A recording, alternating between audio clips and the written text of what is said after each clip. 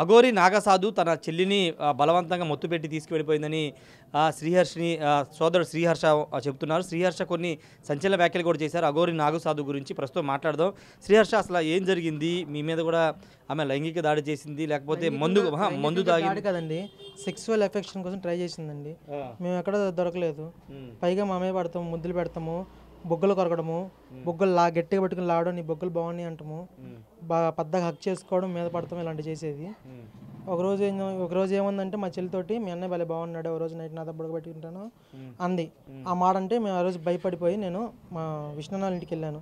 నేను ఇప్పటికీ ఈ విషయం చాలామంది మీడియాలకు కూడా చెప్పాను జరిగింది. ఇదే జరిగింది. అంటే డైలీ మందు, beer bottle, daily beer, daily మందు, సిగరెట్లు, చికెన్ బిర్యానీ, మా ఇంట్లోకి ఒకసారి చికెన్ తెప్పించి మా అమ్మ చేత వండించుకుని తినేది. అదండి.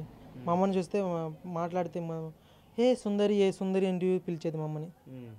అది ఇప్పుడు కండోమ్ ప్యాకెట్లు కూడా తీసుకురమ్మంది మిమ్మల్ని అంది, నాతోనే అంది. కండోమ్ ప్యాకెట్స్ తీసుకురాను అమ్మ, నేను అలాగ కదమ్మా, నేను మాతాజీలో చూస్తున్నాను అంటేను నేను ఊరినే సరదాగా అన్నానమ్మా నీతో అలాగా అని చెప్పాను అంది. ఓకే, కాదు కదండి. ఆమె అఘోరి నాగసాధు అనుకుంటున్నారా? జనరల్గా సాధువులు అంటే ఈ బీర్లు తాగరు, రెండోది కాండోమ్స్ తెమ్మనరు, ఇవన్నీ ఎందుకు చేసింది? ఫస్ట్ అనుకున్నానండి. తర్వాత ఆమె వచ్చి మాతో బిహేవ్ చేసిన ప్రవర్తన బట్టి మేము తను అసలు అఘోరియే కాదని చెప్తున్నామండి. ఎందుకంటే ఒక మనిషిని ఒక డాక్టర్తోనే ట్రావెల్ చేసామంటే అతను డాక్టర్ ఎంతవరకు వైద్యం చేయగలరు అనేది మనకు తెలిసిపోతుంది ఒక 4-5 రోజులు ట్రావెల్ చేస్తే. అలాంటిది మేము ఇప్పుడు వారం రోజుల దాకా ట్రావెల్ చేసాము కాబట్టి తను అఘోరియే కాదని చెప్పి మాకు తెలిసిపోతుంది. ఇప్పుడు అంటే మీ చెల్లి మీ ఆర్టీవీతో మాట్లాడుతూ మీ దగ్గరికి రానని చెప్తుంది. అంతలా ఇన్ఫ్లుయెన్స్ చేసేస్తుందండి, అంతలా ఇన్ఫ్లుయెన్స్. నేను మా అమ్మ ఉన్నారు కదా, ఏజ్డ్ పర్సన్ కదా, మా అమ్మ చూసుకుంటుంది, మా అమ్మ నీకు హెల్పర్గా ఉంచుతానమ్మా అని చెప్పాను. ఇక్కడ ఉన్న రోజులు హెల్పర్గా ఉంచుతానంటే లేదు, నాకు మీ అమ్మ వద్దు, మీ చెల్లిలే కావాలి అని చెప్పని మా చెల్లిని వారం రోజులు ఉంచుకుంది. వారం రోజులు ఉంచుకుని ఎక్కడ ఉంచుకుంది? ఇక్కడ ఇంట్లోనేనండి.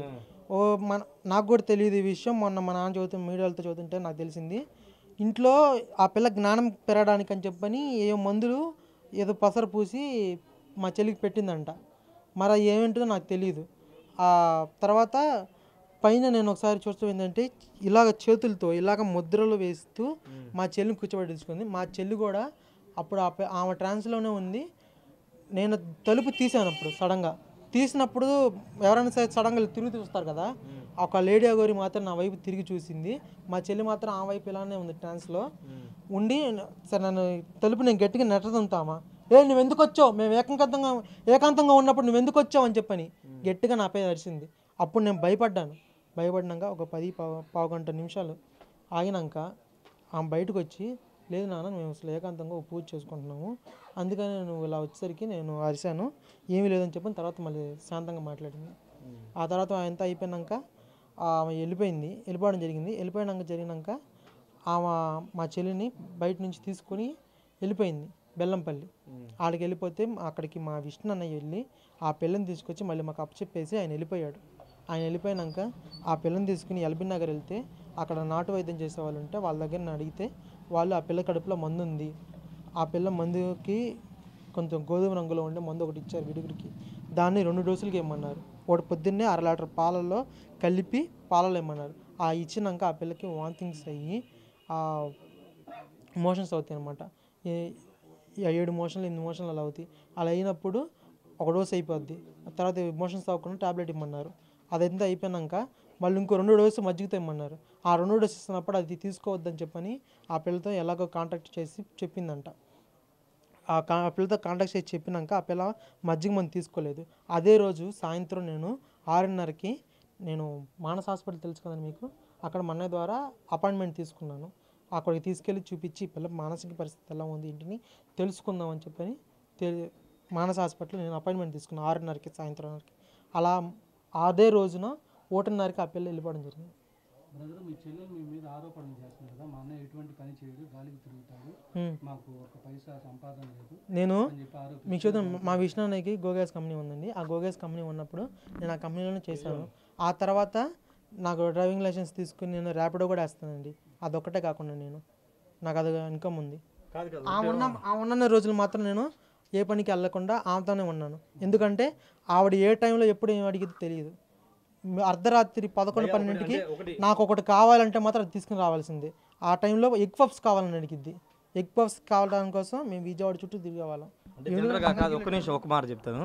జనరల్గా అలాంటి వాళ్ళని చూస్తేనే చాలామంది భయపడతారు. అలాంటి వాళ్ళని మీరు ఇంట్లో అన్ని రోజులు ఎలా పెట్టుకున్నారు? మా అన్నయ్య గారికి పరిచయం ఉండటం వల్ల, మా గురువు గారు ఇంకో రాజనాథ్ గారు, మా నాన్నగారికి పెరాల్సి వచ్చి పక్షవాతం వచ్చి మా ఏది నడవలేక ఇదే మంగళగిరిలో సగం బట్టలు వేసుకుని ఒంటి మీద సగం వ్యవస్థరంగా మా నాన్న తిరిగాడు. అలాంటి టైంలో మా నాన్నకి బ్రెయిన్ స్ట్రోక్ వచ్చింది. ఎందుకంటే హెవీగా ఆల్కహాల్ తీసుకోవడం వల్ల. ఆ టైంలో మేము ఇక్కడ గవర్నమెంట్ హాస్పిటల్లో మేము మా నాన్నకి ట్రీట్మెంట్ ఇచ్చాము. ట్రీట్మెంట్ ఇప్పించినాక ఆయన దగ్గరికి తీసుకెళ్తే ఆయన కొన్ని నాటు మందులు చెప్పారు. నాటు మందులు ఒక తాయితీ ఇచ్చారు. ఏది తణుకు రాజేష్నాథ్ అఘోరి గారు. ఆయన దగ్గరికి వెళ్ళినాక మా నాన్న మామూలు మనిషి అయ్యాడు. ఇప్పుడు మీతోనూ మాట్లాడుతున్నాడు కూడా అందరితో, మీడియాతో.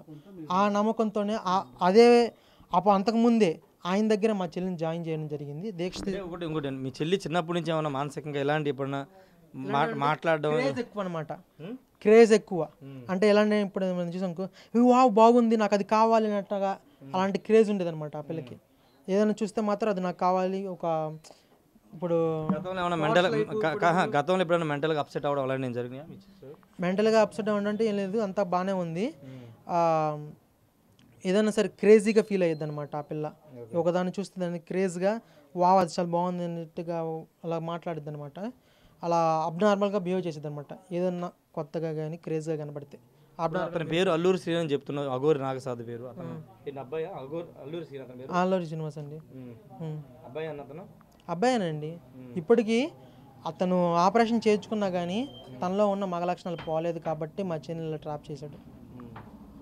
సరే ఓకే. ఫైనల్గా ఇది ఆయన చెప్తుంది. ఖచ్చితంగా లైంగికంగా అంటే తన మీద పడ్డాడు, ముద్దులు పెట్టాడు, బొగ్గలు నిమిరాడు, చాలా ముద్దుగా ఉన్న బొగ్గలు బాగున్నాయి, ఇలా రకరకాలుగా మాట్లాడాడు. అంతేకాదు మందు, బీర్లు, చికెను, మటను ఇలా అన్ని వెరైటీస్ తెప్పించుకుని ఇక్కడ వండించుకోవడం, బయట నుంచి పార్సల్ తెప్పించుకుని తినేవాడు. అర్ధరాత్రి ఏం కావాలంటే అది తీసుకురమ్మని చెప్పేవాడు. ఇలా రకరకాలుగా హింసించారని చెప్తున్నారు. ప్రస్తుతానికైతే తమ చెల్లిని తమకు కావాలని చెప్తున్నారు. పోలీసులు చొరవ తీసుకుని తమ చెల్లిని కాపాడాలని పేరెంట్స్ అతని చెల్లెలు శ్రీహర్ష అయితే కోరుకుంటున్నారు. కెమెరా పర్సన్ శ్రీనివాస్తో రాజేష్ RTV మంగళగిరి నుండి. మరిన్ని వీడియోస్ కోసం ఛానల్ ని సబ్స్క్రైబ్ చేయండి. లేటెస్ట్ అప్డేట్స్ కోసం వాట్సాప్ ఛానల్ ని ఫాలో అవ్వండి. ఆ లింక్ డిస్క్రిప్షన్ లో ఉంది.